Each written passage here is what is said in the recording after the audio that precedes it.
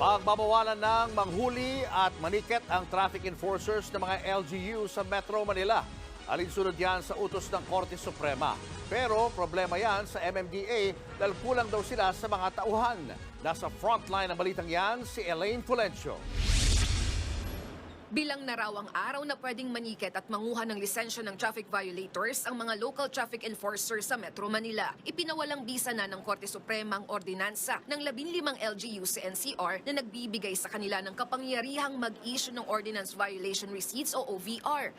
Sa higit 40 pahinang desisyon ng Supreme Court en banc, idineklara nilang null and void ang traffic ordinances. Katwiran ng Korte, ang Metropolitan Manila Development Authority o MMDA ang dapat manguna sa mga panguhuli sa violators. Mga patakaran din ng MMDA ang dapat mangibabaw pagdating sa traffic management sa Metro Manila.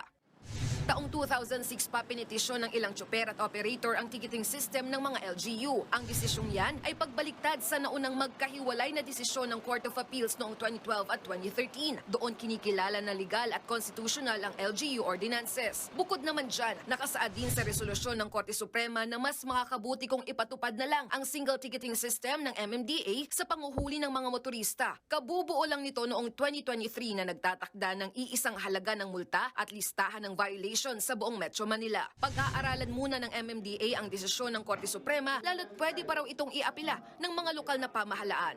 Wala naman pong nakalagay dito sa desisyon na ito po ay immediately executory.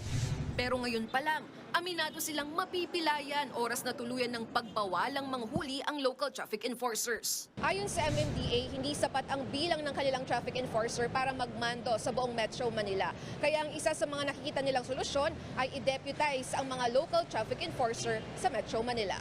Sa ngayon, nasa 2,500 lang ang MMDA enforcers para sa buong Metro Manila, malayo sa kailangang higit 8,000. Hindi po nga namin kaya. We can admit that na hindi kakayanin.